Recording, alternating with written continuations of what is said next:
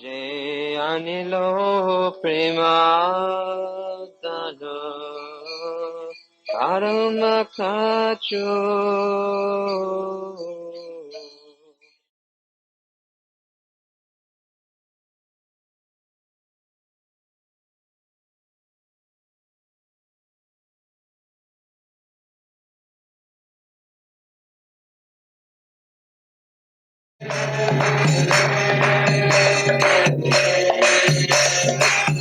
Jai Jai Gurudev, Gurudev, Gurudev, Gurudev. Oh, Premanandi. Hari Hari.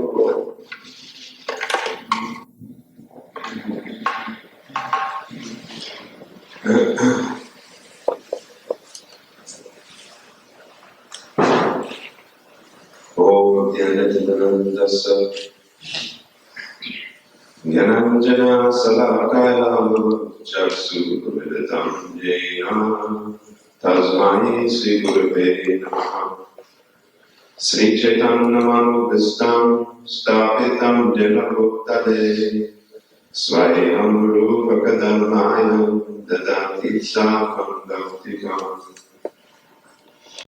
Om Namo Bhagavate Vasudevaya Om Namo Bhagavate Vasudevaya. Om Namo Bhagavate Vasudevaya Om Namo Bhagavate Vasudevaya. Om Namo Bhagavate Vasudevaya Om Namo Bhagavate Vasudevaya. Sri Ishopanishad, Mantra 14. Sambuddhim cha vinasham cha yastat vedo vayam saha vinashenam mrityum tirtva sambuddhyam mrittamashnute. Translation. One should know perfectly the personality of Godhead and His transcendental name, as well as the temporary material creation with its temporary demigods, men and animals. When one knows these, he surpasses death and the ephemeral cosmic manifestation with it. And in the eternal kingdom of God, he enjoys his eternal life of bliss and knowledge.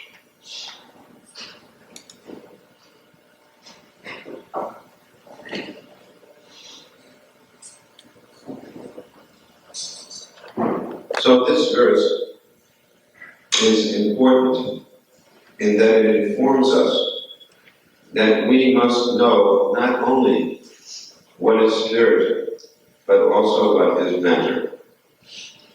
Of course, everyone may think that they are experts in regard to the material manifestation. Or else we can say that science tries to understand what is the material manifestation. Just like in a university, we see that there are many departments whose only business is to define the material energy. But their understanding of the material energy and the Vaishnava understanding of the material energy are not the same. Just like one student approached me and asked that in my next semester I must study evolution. So what will happen to me if I study evolution? I may become convinced by the arguments of the materialists and lose my Krishna consciousness. This means that the materialistic understanding and the Vaishnava understanding of the same thing are quite different. The reason is that materialists understand through imperfect methods. For example, they use sense perception. A sense perception is not a perfect means of gathering knowledge, because we know that the senses can make mistakes.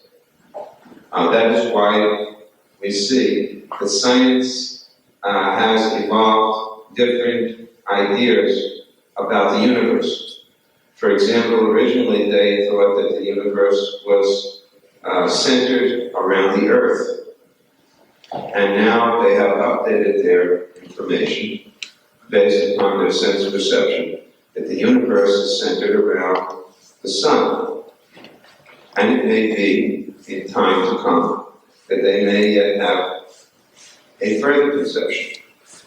So there is a limit regarding how far it is possible to understand things with the senses and with the help of logic and reason. So, there is another way of understanding, and that understanding is through history. History also gives us information about various facts. And we see such a history, for example, in the Mahabharata. Mahabharata means greater history, not only of Bharatvarsha as India, but Bharatvarsha meaning a much greater area than just India. Now, according to materialists, the Mahabharata is simply mythology. They say that the stories of Mahabharata were the fanciful creation of some authors. They don't even say that Vyasadeva is the author. They don't believe that Vyasadeva is the author. They say that Mahabharata and the Vedas are traditionally ascribed to Vyasa, but actually they are obviously written by many different individuals. So, perhaps they cannot imagine that any single author could write a literature as grand as the Mahabharata. But we should understand that Vyasadeva is not some ordinary person. Who is Vyasa? Vyasa is an empowered incarnation of God. Sakyavesha Avatar. Now these same critics who say that no one could write so many verses because the Mahabharata is very, very long, 100,000 verses, and nobody can write that. But they can't imagine that God's incarnation could write. But these same critics, in their own religion, namely Christianity, they believe that God can incarnate. They have no problem accepting that someone like Jesus is the incarnation of God. But when we tell them that why do you limit God, that he should only have one incarnation, they immediately say mythology. Can you imagine if the Bible was taught as mythology? Of course, you would be surprised to know that biblical scholars, they also disbelieve so many things are authentic in the Bible. And that is the tendency today. The tendency of the present civilization is that we can only trust what we can understand with our reason, our logic, and the use of our senses. The result is that more and more this is a material civilization. Material civilization has very different goals than a spiritual society. Because like we see in India today, the present leaders of India are materialistic by and large, and their understanding is how to increase or improve the material position of the people in India without any consideration of religiosity. Of course, sometimes they use religion for political motives, but that's something different. When real religion is not political, real religion is eternal, and real religion is not sectarian for a particular group of people only. This is not some sectarian. When we say Vaishnavism, we are not speaking about some sectarian denomination. Because Vishnu is not a sectarian god, although sometimes people say so. But that's not so. A sectarian god means who is only important for a certain group of people. But how can he who has created the entire creation, if we understand that Vishnu is the person who has created the entire creation, is not sectarian, because the entire creation includes everyone. So Vishnu is important for everyone, and Vaishnavism is a religion which is applicable to everyone. And that is why we can go out with determination and distribute Prabhupada's books to everyone without thinking that, well, they have no application. They have no relevance to most people. They do have relevance to all people. And just like Prabhupada gives the definition of Sanatana Dharma by defining the word Dharma with the root dar, which means to sustain, that which cannot be changed. And Prabhupada gives the example that sugar has the quality of sweetness which cannot be altered. As soon as you talk about sugar, it is sweet.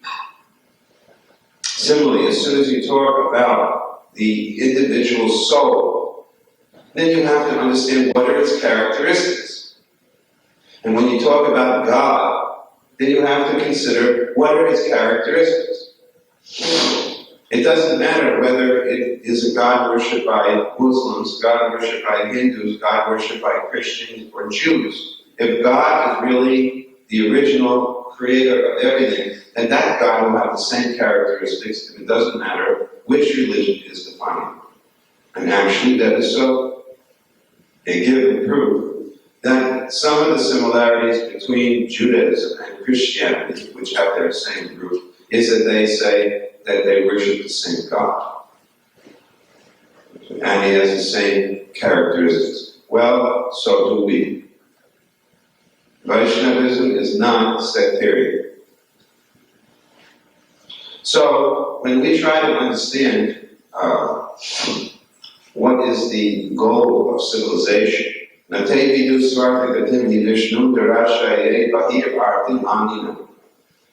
materialists are misdirected because they are under the illusion of being their bodies. And they think that the truth is that which is connected with this body. And that is not true. That is avidya. That is not knowledge. That is ignorance. Things which are temporary cannot be truth. And to pursue those things which are not truth is ignorance. So the music industry today, the whole music industry is simply centered on ignorance. Ignorance means how to enjoy this body. The whole food industry is centered on ignorance. The whole, you name it, every single industry practically is centered on ignorance. Where is that industry which is trying to be centered on spirit? There can be such industries. We can suggest how all of the industries in the world can be redirected for proper use. I remember once going to Prabhupada from Delhi to Vrindavan. I'm sure you have made this journey many times on the road, Delhi-Agra Road. So you will recall that you passed the Goodyear tire industry, right? Goodyear tires have opened up a factory there. So when we were traveling with Prabhupada on the road, Prabhupada looked at the Goodyear tire factory and he said, you can't eat nuts and bolts or inner tubes. Means all they can do is manufacture commodities, but they can't manufacture what will keep us alive. A cow, just like the saying, even in America they say, holy cow. There's a saying in America, holy cow. Have you ever heard any Americans say that? I wish they would think about what they're saying. Holy cow. But their idea of holiness is to slaughter what is holy. Since the Son of God, who they worship, was slaughtered, crucified, now you can crucify everything else that's holy. So crucify or kill the cow. But the cow actually gives milk. Therefore, she's called mother. She sustains our life. She's holy, sacred. But a Goodyear tire factory, what can it produce that can give you life? It can only produce inner tubes, tires, which can speed you on your way to more ignorance. So this is the defect of modern civilization. They do not know what is the goal. They're going, super fast, but where are they going? Misdirected civilization. Just like it would be pretty foolish to get on the freeway, and go 70 miles an hour, and the person turns to you and says, "Where are you going?" I say, "I don't know. I don't know where I'm going." "Then why are you going so fast?" "Well, everyone goes fast, but where are you going?" "I don't know."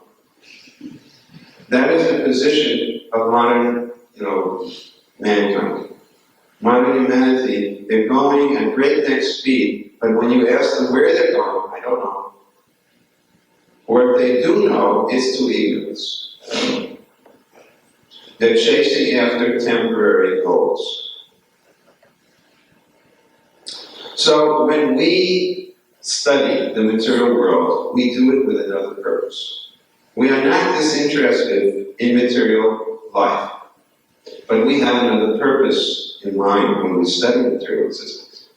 We see material existence as one of the many energies of the Lord that can be used in the service of the Lord.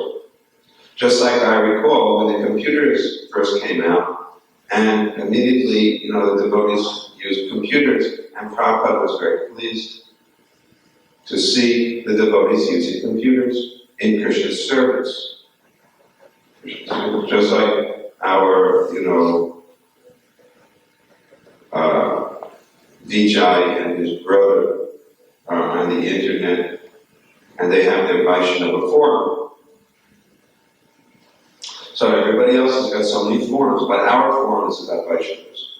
So we welcome these, so we may use good management, purposes, etc., etc. We don't have to reject. Prabhupada was always very proud in each and every center we have such and such many vans or cars. He didn't reject cars or Maya. He didn't say Goodyear tires are Maya. They're Maya if they take you to Maya, but if they take you to Krishna, they're not Maya.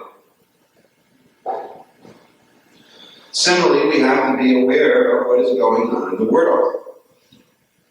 We don't have to think this is Maya. It is Maya if it takes you away from Krishna.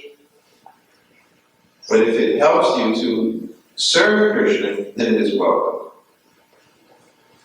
Now, civilization is becoming quite advanced materially. Good. Good for us, bad for them.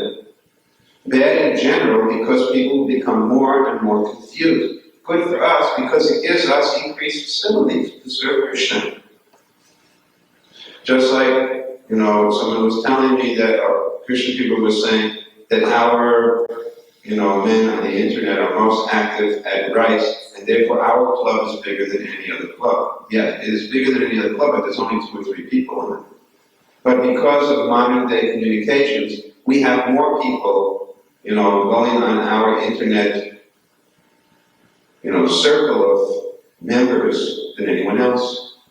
So here's an example of how, if someone is expert in using modern day, scientific advancement, you can further the cause of Krishna. It doesn't have to set you backwards. The main point is that you cannot be thinking of yourself as the enjoyer. Then you become in ignorance. This is the difference between knowledge and ignorance. Ignorance means I am at the center, and knowledge means God is at the center. If you put God at the center, then whatever you're doing, it will be Krishna conscious. It doesn't matter what it is. It may, it can be any activity whatsoever. Prabhupada gives even the most, Prabhupada often says, even, we don't say, for example, that sex is forbidden, if it is for the purpose of serving Krishna. Because normally this is the symptom of material existence, enjoying the mundane pleasure like that. But it is not rejected by the Vaishnava if it has a purpose in Krishna's service to produce Krishna conscious children, as an example. I'll give you an example to show what is to be rejected. Nothing. If it can be used and connected to Krishna, why should it be rejected? It doesn't have to be rejected. So, we don't mind to study subjects like evolution, because there may be some purpose, there may be some use, information in that information. If nothing else, at least one can understand the philosophy that everybody else is buying into, so that you can then be able to explain to other people what is the difference between Krishna consciousness and material philosophy. Because if you can't explain their philosophy, you won't be able to convince them.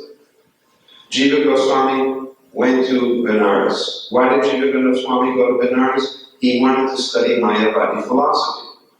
Now, do you think that Jiva Goswami had any interest in Mayavadi philosophy?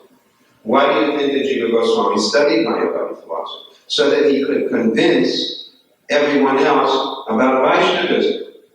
So that he could see the imperfections in Mayavadi philosophy. So we will study evolution for the purpose of seeing its imperfections. Not that we are afraid, oh, what will happen to my faith, what will happen to my bhakti. If you are such a weakling, that with a 10-mile-an-hour wind, you fear that all your leaves are going to fall off the tree, then, you must be a sick tree. I don't think that will happen. A tree that has its roots deeply planted will not be blown over. So don't be worried about such things. We should not fear to go forward in the spreading and understanding of how to spread Krishna consciousness. So, the point I'm making here is it says, one should know perfectly the personality of Godhead as well as the temporary material creation with its temporary demigods, men, and animals. You are being ordered by Isha to study the material creation. You have to study it. If you listen to Prabhupada's talks, his conversations, you'll find that Prabhupada was quite aware of things, just like in business dealings. Prabhupada was not foolish. He was very sharp and intelligent in his business dealings. In all matters. When I was sitting with Prabhupada in Bombay, Prabhupada would have me read newspaper headlines. But sometimes I meet devotees, they are very much unaware of what is going on in current events because they think it is all quiet. I don't want to waste my time with this. Well, here it says, one should know perfectly the temporary material creation. If you meet someone and you can't explain to them what is going on, just like if someone asks you who is the U.S. president, and you say, Ronald Reagan, please take the Krishna consciousness. They're going to look at you and say, if this is what Krishna consciousness is, no thank you. So, you have to know, who the best football player is, or who, otherwise you are not going to get a good mark, according to Indra Upanishad. You will fail. Why am I interested in these things? Sanatana Goswami was interested in these things. Sanatana Goswami used to go through Braj, and he had so many acquaintances there, and he would talk on apparently many, many mundane subjects. He would ask someone, how is your daughter? Have you married her yet? How is so-and-so, old man so-and-so? Has he gotten cured from his gout? So many questions Sanatana Goswami would ask. Why? Simply to draw in the persons into a discussion about Krishna. If you are so, elevated and transcendental that all you know is Krishna, Krishna, Krishna, then no one will be able to touch you, and you won't be able to touch it. You'll be so high that you won't be able to reach down to anyone. So I think it is more practical that we have, as Isha Upanishad says, full knowledge of the material creation. However, it also says you must have perfect knowledge of the personality of Godhead and His transcendental name. This is balanced instruction. Now, someone may just hear the first part of my lecture and say, see, Gurudev said, watch the football game, study the, evolution, Darwin's theories, and this is all. I didn't say that. I don't say that. We have to have perfect knowledge about Krishna and His holy name. That means equal time must be devoted. We must give time for transcendental knowledge. But we are so busy. I remember when I used to go to Fiji, there was one devotee there named, anyway, I will see him soon. But anyway, the name was Harinam. Anyway, his name was Harinam. And he was he is quite a simple man, but quite jolly. And when I was preaching to him, the first time, he said, I have no time. And he said this in a big public meeting, which everyone heard. And I made him explain why he had no time. As it turned out, he had a lot of time. He had enough time to chant Hare Krishna more than 16 rounds. And I referred to this again and again and again, year after year, and I will probably refer to it again. I will remind everybody about Harinamadas. Do you have enough time? Because he can't say he might have no time, because I proved to him he had enough time. Similarly, I think everyone has enough time to chant 16 rounds, if they want. It's not a good excuse to have no time. You cannot prove that you have no time. You can only prove that you have no interest. That I will not argue with. If you say I have no interest, I will leave you up immediately defeated.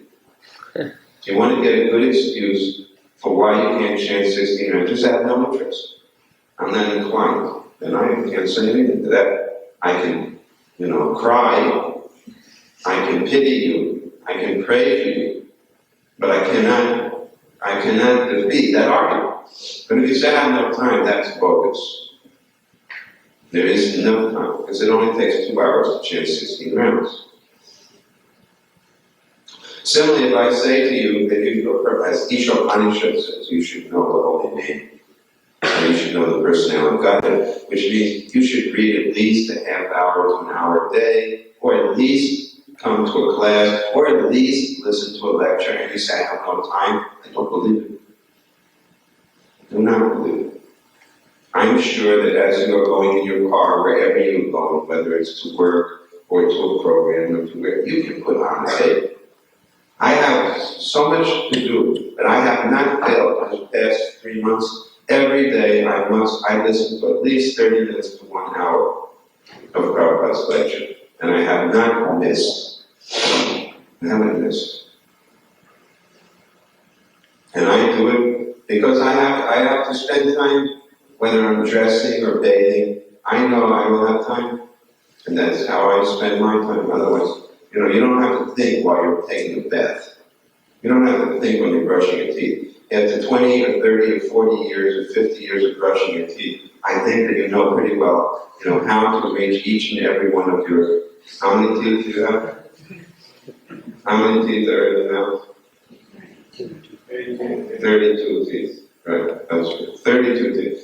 It's not that difficult to navigate a toothbrush, into 32 crevices without thinking about it. So that's at least 5 minutes if you do it properly.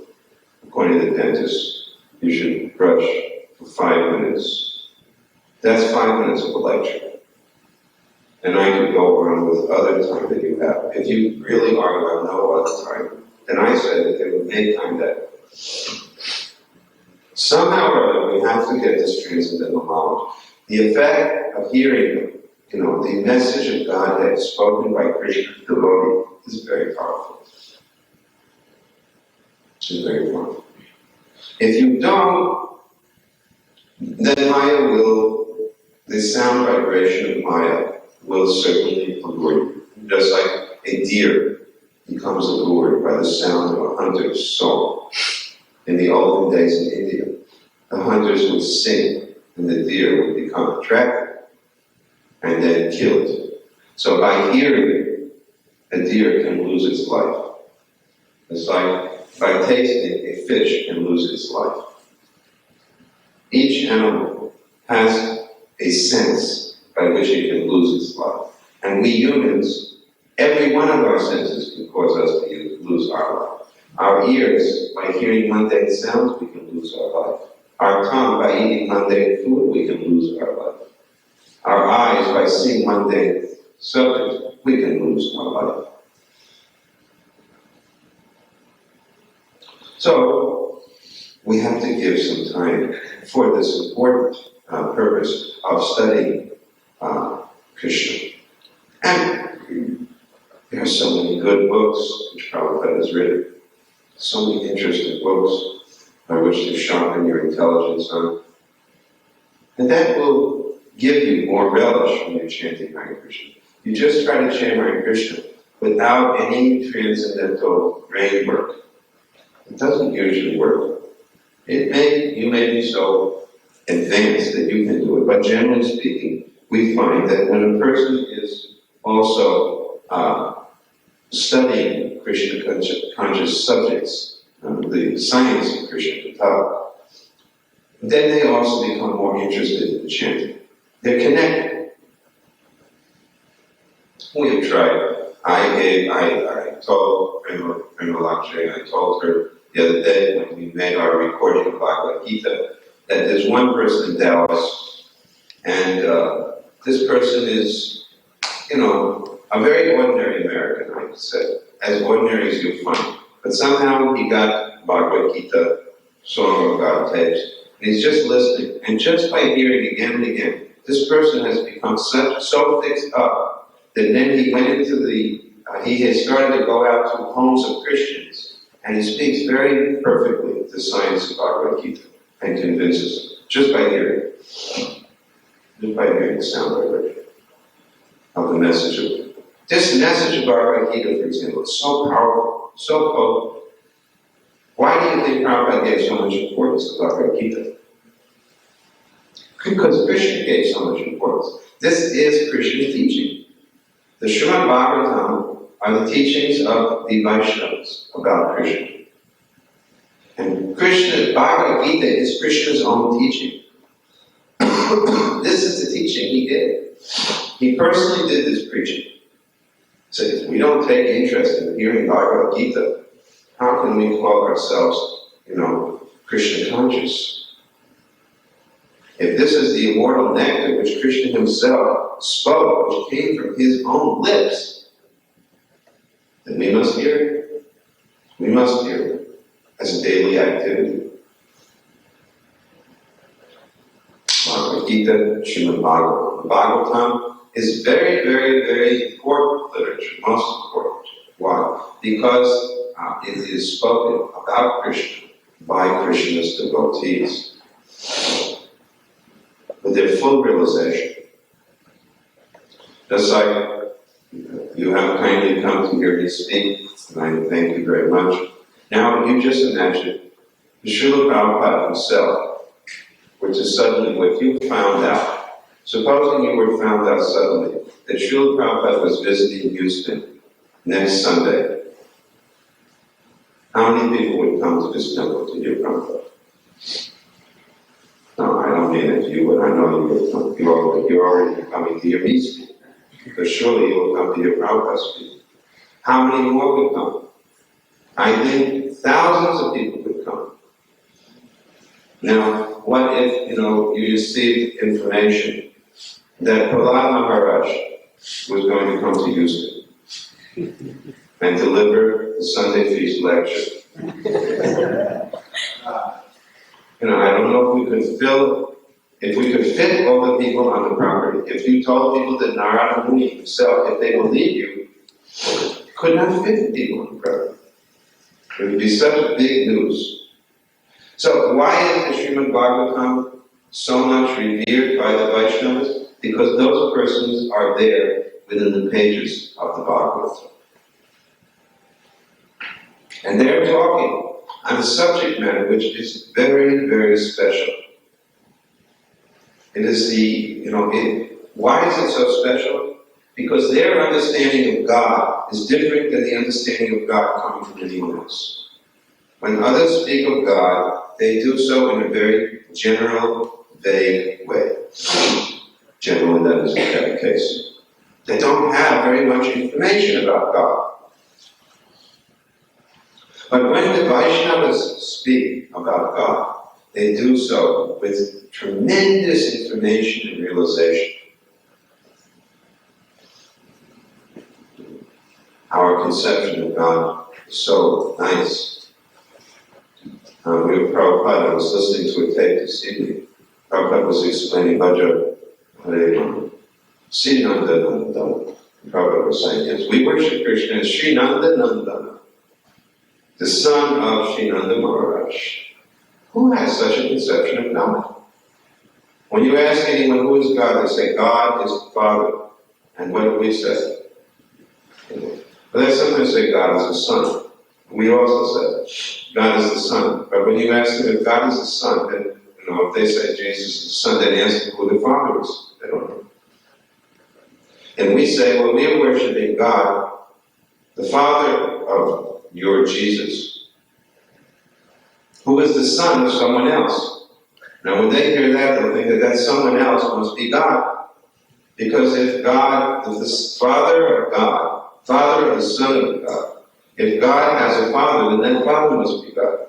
But that's not the case. That is not the case. Nanda Maharaj is not God. Now, who can explain this? Who can understand this but the Vaishnavas? How can anyone understand that God has a father and a mother? Very hard for them to understand. Or they can't even understand that God has a form. They don't believe that. Not only Westerners, but most Hindus also, they can't conceive of this. That's why right in the Bhagavad Gita, 5,000 years ago, Krishna referred to this point in the 12th chapter. Which is better, to worship me in my personal form or with no form? If that question was asked by Krishna, that means people were thinking like that. Of course, the scholars have their explanation. They say Bhagavad Gita is not 5,000 years old. It's only 700 or 800 years old. The Bhagavatam is only 700 or 800 years old. No, maybe they say Bhagavad Gita is a little older than that. Maybe they'll say 1,400 years.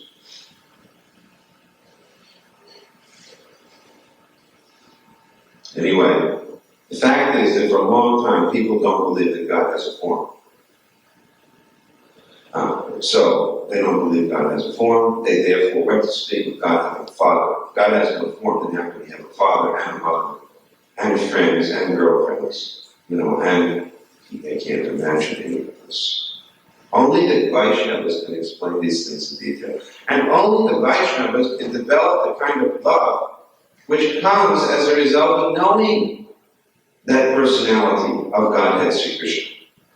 If all that you know is that God is great, well, so are, what? There's so many great things, right? People will say that Microsoft is great. And the creator of Microsoft is great. He's greater than anyone else. He's richer than anyone else. He's on the cover of Time and Newsweek. He must be the supreme personality of Godhead. Otherwise, how can he be on the cover of Newsweek? And how can he be the richest person in the world? For how long is he going to be the richest person in the world? Until the next competitor makes a better product? Or until the antitrust people put him out of business?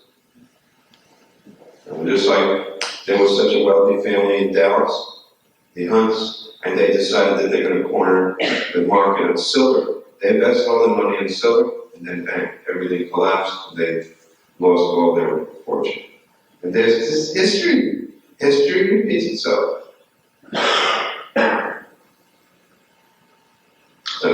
Does the proprietor of Microsoft have as much money as the treasurer of the demigods? And the treasurer of the demigods is only the treasurer of the demigods. He's only a treasurer. He's not the president. He's not the king of the demigods like Indra. And Indra is just a demigod. Indra is only a demigod. Indra bows down to Vamanadev, the incarnation And Vamanadev is an incarnation of whom? Sri Krishna. Bhagavan Sri Krishna. Bhagavan. One who is full in all opulences. And that Bhagavan Sri Krishna is taking the shoes, chappals of Nanda Maharaj on his head and carrying the shoes to Nanda Maharaj and offering them to Nanda Maharaj, his father. That is the Krishna who we worship. That Krishna who becomes submissive to the love of his devotees is the Krishna that we worship. What is the greatest opulence of Krishna? Is it Krishna's wealth? Krishna is called Bhagavan. What does Bhagavan mean? One who is full of 6 opulences. What are the 6 opulences of Krishna? His wealth. What else? His beauty. His knowledge, his power. Renunciation.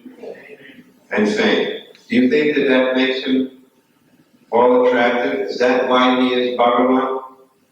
There's one more quality which you have not mentioned, and that is Bhaktivedanta Swami. His most opulent of all opulences is that he becomes conquered by the love of his devotees. This is the most wonderful quality of Krishna. And this is something which it can be found in Srimad Bhagavatam. This can be understood by studying the heart of Krishna's devotees. And that's why the association of the devotees of the Lord is all important. Because from their association, we can extract the clues, the keys to how to deepen our devotion to Krishna. This is how we can capture Krishna, capture God. God is great, but the greatest of all greatnesses of God is that God himself becomes attracted by his devotees' love. God himself thinks, I'm enjoying as God, I'm great as God, I have everything as God, but still I think that my devotee is more great than God. What is that greatness of my devotee? Krishna is thinking like this. And just to get the understanding of these ideas, Krishna comes as Chaitanya Mahaprabhu. Chaitanya Mahaprabhu is when Krishna wants to know the greatness of being Krishna's devotee. And what is that greatness? Jnana Pisagija, Tarora Pisagija, Amani Amanati, Kirtani Sadam, very humble. As soon as we think we're great, we're finished. That is the biggest illusion. And the devotee has to be very careful, because bhakti will automatically elevate a devotee to fame. That may happen. One of the traps of devotional life is that as a result of bhakti, some fame comes to me. Then I think I'm a very devotee. I have to be very careful. Because what is the symptom of a Vaishnava? Symptom of a Vaishnava is humility. Very humble. Very humble. You see, someone like Haridas Thakur, very humble. And yet, Nam Charya, you see, Srila Prabhupada, very, very humble. Very humble. Satisfied to live in any circumstance. Satisfied with any arrangement. Very, very humble. But at the same time, very powerful. We should study. And there's another thing regarding study. If you find that you can't do anything, you can watch. Now there's so many good videos of Prabhupada's lectures. Very nice to watch. Not only Prabhupada speaking, you can see how many where they show Prabhupada nice pastimes of Prabhupada while the lecture is going on. There are so many ways to capture the mind for Krishna. So, It says that when one knows both of these subjects, Krishna and Krishna's name. Remember, Krishna and Krishna's name. How do you know Krishna's name? How will you know the subject of Krishna Nam? When it says Krishna Nam, the only way you know is by chanting. This is not something dry. You want to know the taste of Krishna's name. You can't know simply by some study. You have to chant with full concentration. Hare Krishna, Hare Krishna, Krishna Krishna, Hare Hare, Hare Rama, Hare Rama, Hare Hare. You have to taste Krishna Nam. So when you have these two subject matters in your hand, he surpasses death and the ephemeral cosmic manifestation. You become free from Maya's allurement. You surpass death. We are all afraid of growing old. Now we are all growing old. Our hair is turning colors. Our body is becoming wrinkled. Our organs are malfunctioning. Our eyesight is becoming dim. Our memory is becoming weak. Our digestion is not working. So many symptoms of age are attacking us.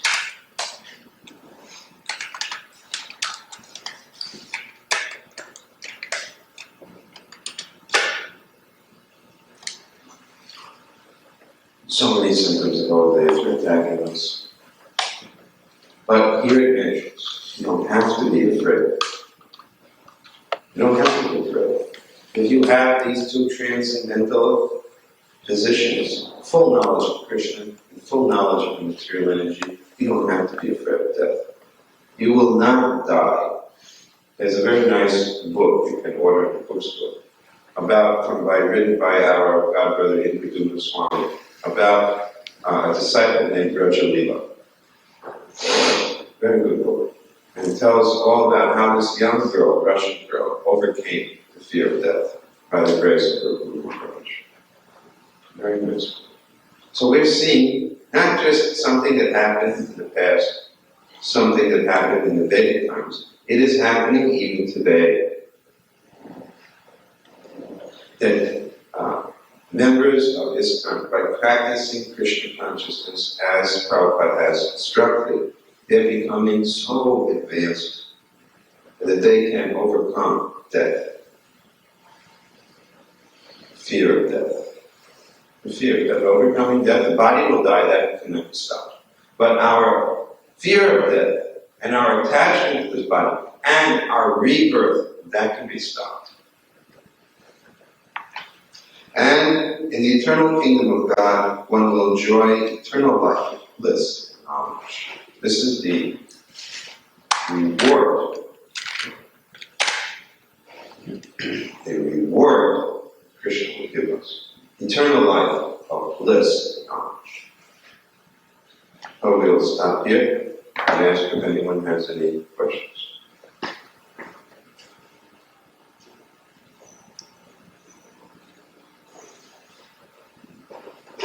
Krishna people, you better have some questions in your mind because I'm going to ask you for questions. So start thinking. Yes. So isn't there a danger though of not being able to balance the material knowledge that one's acquiring with the spiritual knowledge? I think that if you actually study them and use, the question is, isn't there a possibility of danger of that, not balancing material and spiritual? I think that we have got so much spiritual knowledge right now, that if we actually try to study the material knowledge with a view towards using it in Krishna's service, we'll become very inspired also to study spiritual knowledge.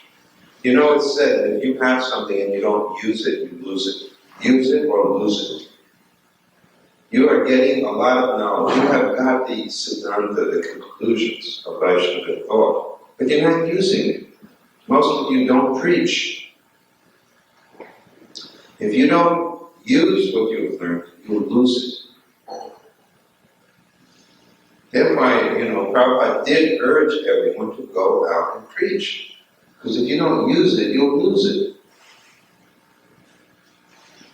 You say, I'm too busy, no time. But go out 1 week, 1 day a week. How can you say you're too busy? You can't go out 1 night a week and preach to some people for a couple of hours. Do you really believe that I'm going to believe that you don't have the time? I don't believe it. Krishna doesn't believe it. You're the only one who believes it. And when you believe in something which you alone believe and no one else believes, what is that called? Crazy. Yes, crazy. That means such a person is crazy. When you are the only one who believes something, everyone believes something quite different, it means you're crazy, or else the whole world is crazy. And since we're also in the world, you should never call us crazy. 1 day we go out, 2 hours, and use what you've learned, and see the value. Yeah. You just said to go distribute the books. I had an opportunity to ask someone to distribute the books in my work, and they came back and said, "What do I say?" So one of the people that I could not come up with a sentence, how do you open up in brand new primarily or booking your name? What do I say? So I couldn't train that.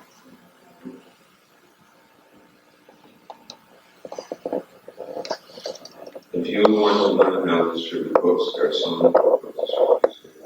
No, I already gave the books to this person. And you want to tell them how they should open up the subject. So I'm saying, let them meet, you should talk with our devotees who distribute, so you can teach them. You want to give them some instruction, right? About how they can distribute books. So I'm saying, speak to some of the book distributors. And they'll tell you. Ask Krishna Prabhupada, ask Bhaktivedanta, if they know. There's so many people here who distribute books.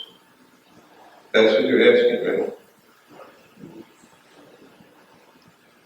And if they can't say anything, then let them distribute cookbooks. Then you don't have to say anything, just give a cookbook. Cookbooks don't even require to say anything. Just say, here's a cookbook. Merry Christmas. Am I missing your point? You think that I'm missing your point? No, maybe I'm not doing it right. Well, go ahead and explain it again. I'm very patient.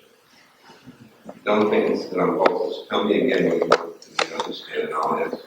It's the Indian devotee amongst us who already have this knowledge, but she's exposed to an American knowledge of absolutely new world, different thing.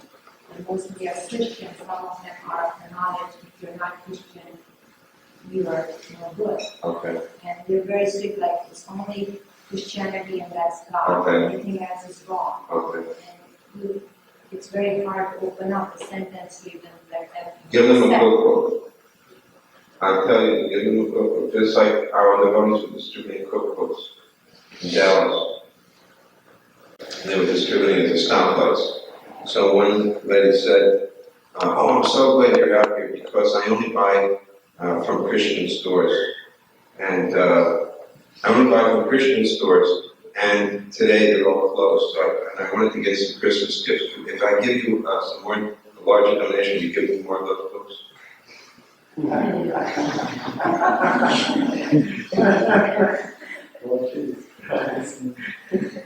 This actually happened. JB.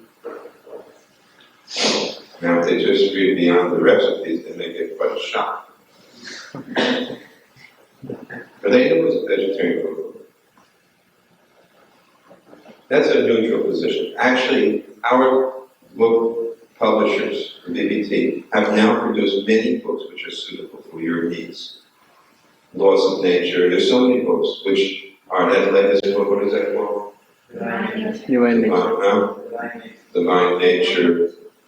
There's a number of books they produce which are quite, general, and they attract on a neutral platform.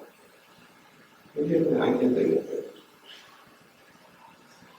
If somebody knows what kind of books are these? Well, you can't tell a book by its cover. Read the book. Read the book and you'll know what kind of book it is. Do you want to know first what kind of book they are? So you're supposed to try to know. Listen, if they're too careful, if they're so cautious, then distribute the book to someone else. Okay? Why are you so attached to distribute to that person only? I mean, that's the point, isn't it? If it gets so difficult, then don't waste your time. Give them a shot. Such a person who is so cautious that they can't take a book, give them prasad.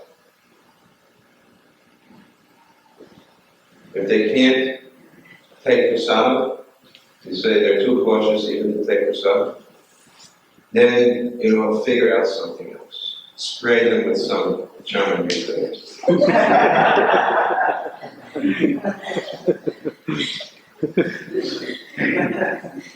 Do something.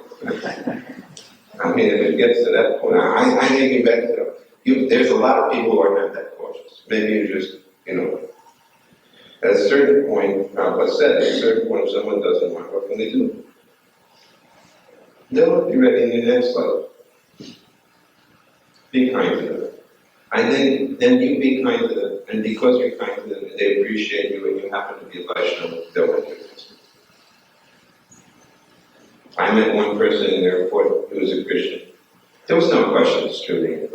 He was a born-again Christian. So I just said, I want to hear about Jesus. I was dressed like this. He came over to me. And I said, I want to hear more about Jesus. He just kept going on and on and on and on about Jesus. And by the end of it, he shook my hand. He was so happy with me. I never said a word. My only preaching was to hear him. Understand? Somehow, make them fair. Whatever way you can. Another question? You mentioned earlier that Prabhupada was satisfied with the arrangement. But reading the diary of Kali Sharidas, he wrote about one time the Prashant was about 10 minutes late being prepared. And then Prabhupada told him that he was completely stupid, he had no brain, he was helpless, he didn't want his Prashant, and just keep it. Yeah. He told him to bring whatever was out and enjoy this guy. Yeah. The fact that Prabhupada would chastise someone, this is a good point. The fact that Prabhupada would chastise someone didn't mean that Prabhupada was not satisfied. Personally, he was satisfied, but as his spiritual master, it's his duty to chastise the disciple. Prabhupada said that the more the disciple is chastised, the better the disciple will become. I let Radha turn here to tape. Prabhupada repeated at the beginning, there's a whole tape of Prabhupada goes on about chastising the disciple. That the more the disciple is corrected and chastised, the better the disciple will become. So what was Prabhupada trying to teach that disciple? He's trying to teach the disciple that how are you going to be qualified to serve Krishna if you can't even serve your guru on time? How are you going to become serious about serving Krishna? So it's not that Prabhupada was personally dissatisfied for his own sake. He's dissatisfied on the principle that there's a standard of proper service that has to be followed. Another question? Yes, questions? Jagannath? You have a question? I told you I was going to pour on people.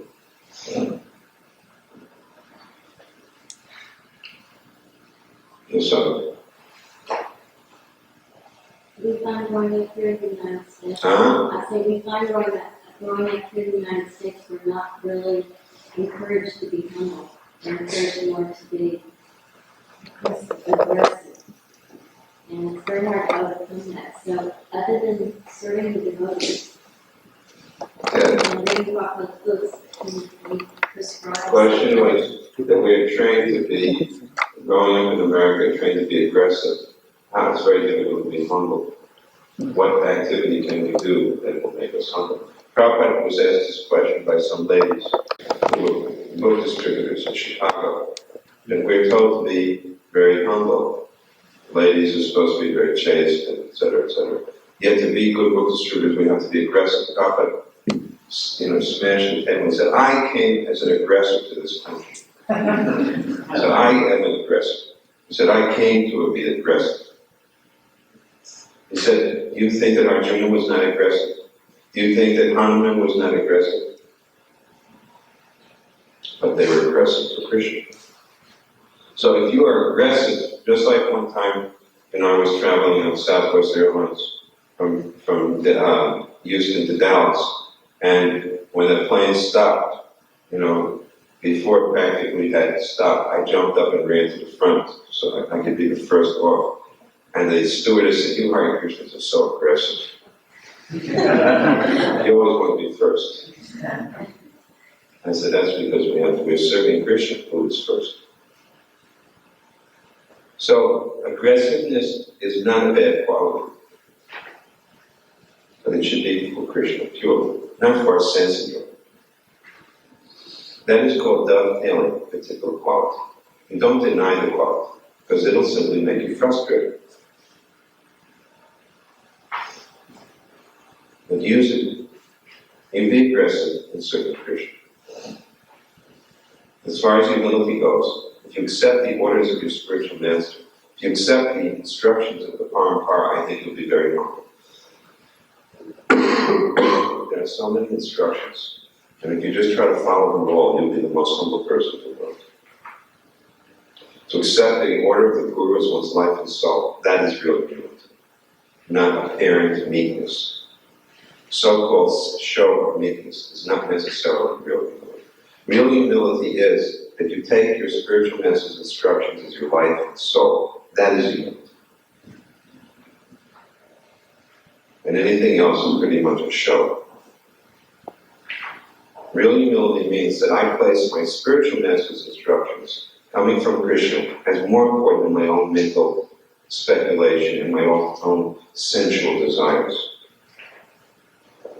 That is real humility. Another question is, when some time back there was all the work about manufacturing milk, various people's homes, and different people were trying to do explanation, and I was asked, what does your Hare Krishna explain that for phenomena as? And I would like to hear your answer to that. Yeah, I think he printed something in his newsletter, didn't he, about this? About milk, drinking milk. Didn't he print something? Another person who recognized. How many people get the newsletter that he wrote? Raise your hand. Every issue. Oh, not too many. Anyway, it doesn't matter.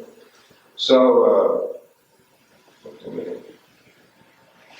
you can read it there. There's some explanation. But there's no official explanation from ISKCON about this. And you won't get an official explanation from ISKCON. Because we don't have to give an official explanation. Because ISKCON doesn't require that they have to give one statement. There are many views about it. And I think if you ask different ISKCON members and leaders, you'll get many different answers. And each have a right to their answer. So, you won't get one answer to this one. Huh? You won't get one answer from me either. Because I don't have one opinion about it. I have many opinions about it. My opinions range from, from completely believing it to not necessarily believing it. It depends. I have many explanations about it. And I don't think that it's reasonable to have only one. You could, but I don't have one. I have many opinions about it. That's my opinion. I have many opinions.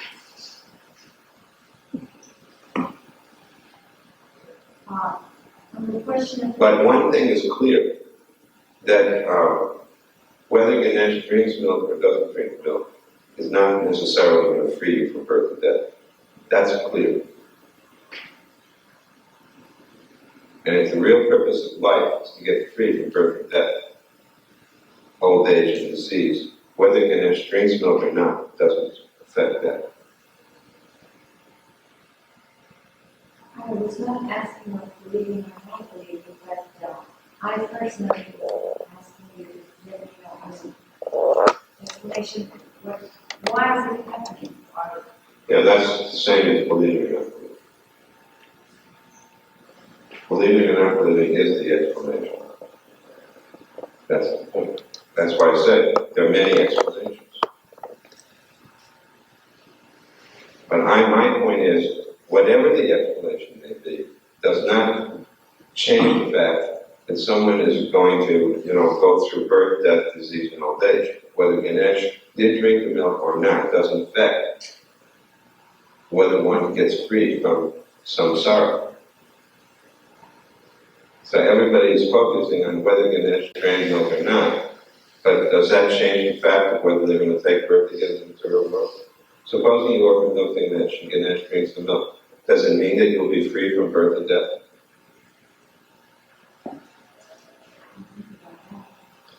That's exactly my point. That's exactly my point. If you didn't think about it, nor do most people think about it. But that is the point I would stress. That how does this affect whether, the ultimate conclusion of your life?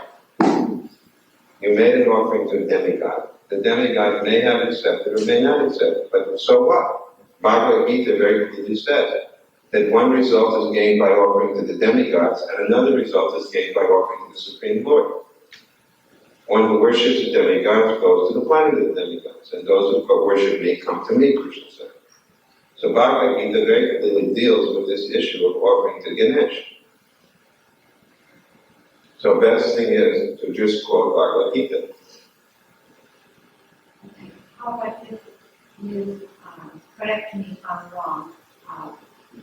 Somebody said, it is just like when Jesus was born, before Jesus was born, the messengers saw the stars in the direction they went. So that there was an indication before a big thing was happening, before Jesus was going to be born. So now everybody in the world is going to become a worshiper of Ganesh like they all became Christians? Do you think so? I felt like if that could be a possible explanation, and there was another explanation given that all over the world, Hinduism is going to be more recognized, and the Lord is showing that the non-believers that there is a power. Some devotees who are college educated, very intelligent persons, leaders, said that quite the opposite will happen. They opined, they gave the opinion, that the more that this is discussed, the less respect people will have for Hindus. Which is why I told you that there's very different opinions on this matter. One person will say, let us tell everybody about Ganesh drinking milk, and another person, and then everybody will respect Hinduism more. And another person says that the more you talk about these type of things, the less people respect Hinduism. Because they immediately come out with their scientific explanations for how Ganesh can drink the milk, that there's some kind of friction created, the milk is sucked up, and these Hindus are a bunch of, idol worshippers and superstitious people, and just see what is Hindus.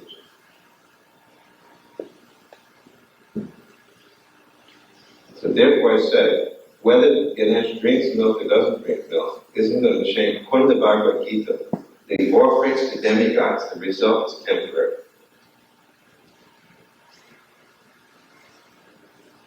The result is temporary. In any case, the result is temporary. Do you find that people suddenly that there's a big increase in interest in Hinduism all over the world? You notice that? I have. I mean, it's just like when I hear so-and-so miracle worker in South India, with the big hair, and then, there's so many miracles performed, and he's God. But if he is God, then why is there so much poverty and all kinds of, ignorance surrounding the villages and cities and towns all around where he lives? So if such a great miracle has now taken place, the whole world should now be transformed, but it's not like that. What did prophets say about miracles? Remember any quote? Said miracles are for fools. Miracles are for fools. That was Prabhupada's statement. Now why did Prabhupada say miracles are for fools? Because with intelligence we should understand that Krishna is the Supreme Personality of God. With intelligence we should understand what devotional service is. And miracles are for people who are so foolish that the only way they can develop faith is by miracles. There's so much ample opportunity and reason to have deep faith in God. And if the only way that a person can have faith in God is by seeing a miracle, then miracles are for fools. Because with good intelligence, one should be a deep devotee of the Lord. And if the only way you can get deep devotion is by some miraculous act, miracles are for fools. Prabhupada didn't say that miracles don't exist. Our whole life is based on miracles. I mean, every day we offer food. Did Krishna eat that food or not? Is that a miracle or not? Does Krishna eat the food? Yes or no? After he eats the food, is the food still there? Is that a miracle? Well, our whole life is based on miracles. You're chanting Hare Krishna in this room. Can Krishna hear? Where's Krishna? He's in the spiritual world. Can he hear you? That's not a miracle. And I think that everything about life is a miracle. Don't you think just one cell in the human body is so complex? Isn't that a miracle? Isn't it a miracle that the sun rises and sets and just enough of this and that is there to support life? That's miraculous. What is not a miracle? That we need suddenly some little sign of a deity sucking up a little milk and everybody goes, ah. and suddenly, oh, I believe, or I don't believe. No, it's before we come like that. This whole thing is not very important. It's important for people who are not deeply thoughtful. Because if anyone who's deeply thoughtful would realize everything in life is miraculous.